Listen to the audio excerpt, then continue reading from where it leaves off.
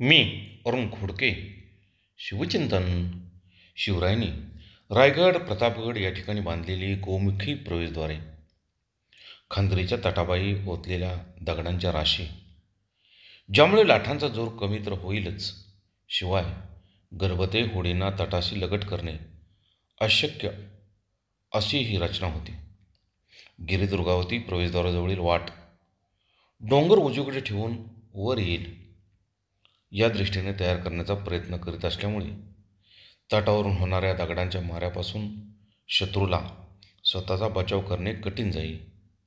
कारण उजव्या हातात तलवार व डाव्या हातात ढाल असे.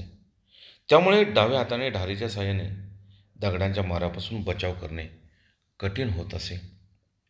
विजयदुर्गच्या तटबंदीला समांतर अशी तटबंदी पाण्याखाली बांधलेली आहे आणि पाण्याच्या पातळीपासून ही जाडजूड तटबंदी 2 ते 5 मीटरपर्यंत खाली आहे. विजयदुर्गावरती हल्ला करताना इंग्रज जहाजे या तटबंदीवरती आदळून फुटली. पण कशामुळे जहाजे फुटली हे तेव्हा गुपितच राहिले होते. काही वर्षापूर्वी गोव्याच्या ऑशनोग्राफिक सोसायटीने पाणबुडे पाठवून शोध घेतल्यानंतर ही पाण्याखालील तटबंदी आढळली आणि तज्ज्ञांनी ही तटबंदी 17व्या शतकातील म्हणजे शिवकालीन असावी असे मत व्यक्त केले. बहुत काय बोलणे. राम, कृष्ण, हरी